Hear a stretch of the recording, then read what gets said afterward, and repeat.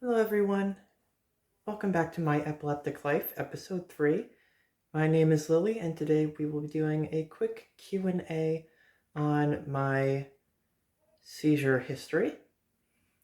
First question is when my first seizure was, and it was on March the 3rd of 2012.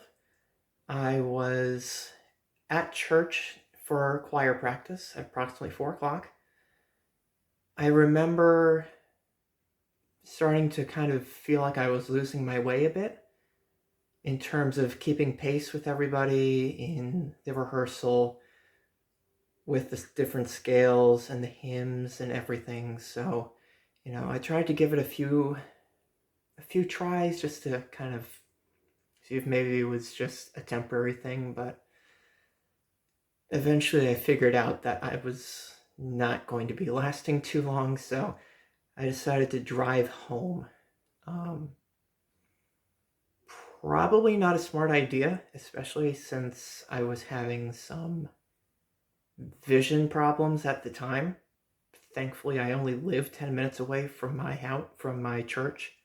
So while that does help, I still don't recommend it. Where were you at the time and what kind of seizure was it? It was a grand mal seizure, the worst variety there is. I remember being told that I had it at home. I remember getting home. I remember going up to my bedroom to quote unquote rest because I was feeling a little bit off, and that's what I typically do. And next thing I remember is waking up in the hospital asking what time it was. And they said it was approximately like 5:30. And I said, what am I doing here? What just happened? And they were like, well, you had a seizure and your mom called 911 because you bit your tongue pretty badly. And kind of in that post-ictal phase of like, what that, nothing was making sense to me. So it was a like, wait, say that again? And the paramedic said, you had a seizure. And I'm like, no, I didn't. I don't get those. And it's literally as soon as I completed that statement, my brain told my stomach to reset, and my entire lunch decided to come back up the way it came. Lovely. Do I remember the seizure at all?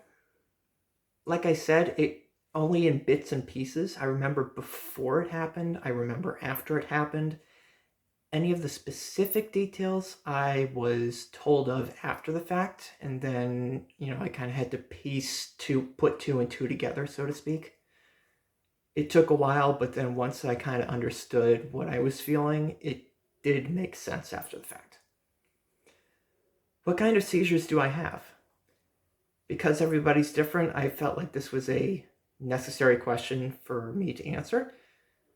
I have two different types of seizures. One is the variety that is most commonly associated with epilepsy. It is the generalized tonic-clonic variety, which was previously referred to as a grand mal seizure. That's the one where you just completely tense up, your back arches, you have the convulsions. I did a video, my first video was of a tonic-clonic kind of as it was happening. So if you haven't seen that video, I will put the link to that in the description just in case you're curious as to what kind of seizure that is. The other ones I have are what used to be known as complex partial seizures, but I believe now are called, and correct me in the comments if I'm wrong, but I do believe they are called focal impaired awareness seizures now, where they will start in one area of the brain and kind of remain localized. What happens with me is I tend to, for lack of a better phrase, kind of turn into a statue where I will, I'll be able to tell it's coming ahead of time because I'll get like this very strange sensation in the chest. I don't really know how to describe it that well. It's kind of a like a light fluttering / kind of like flinching kind of sensation. And what I'll do is I'll kind of get my legs crossed like they are right now. And what will happen is I'll just kind of go into like a dead stare, like at the same place on the wall for up to 5 minutes.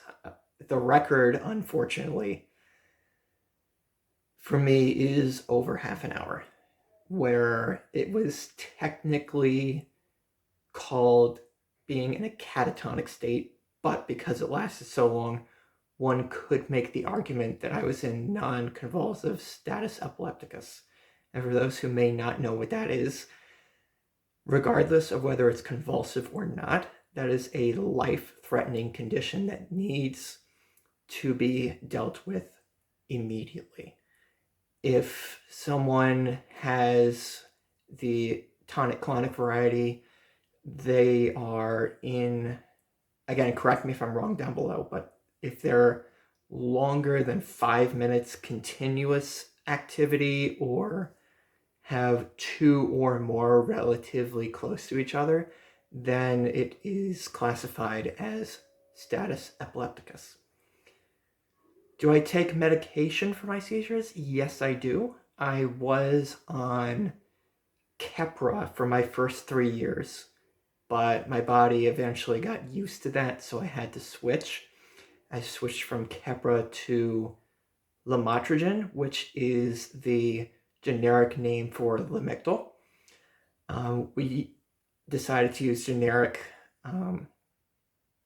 varieties of these medications for monetary reasons. I am currently still on Lamictal 6 years later at 300 milligrams in the morning and 300 at night for a total of 600.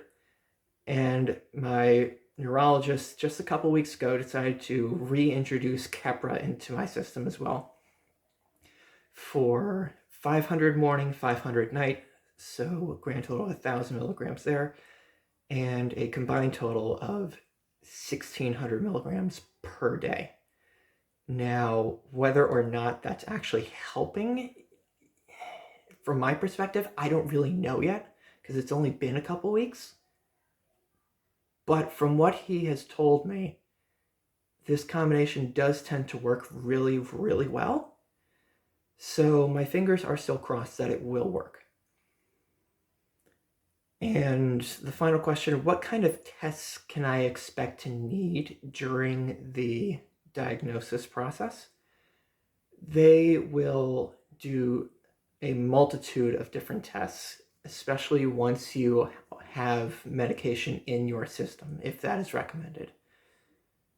You have to be given an MRI to see if you have any kind of damage to any specific part of the brain, because based upon where it is, that could be a focal point for where they start. Some seizures are known for starting off as a partial, but then generalizing to a tonic-clonic.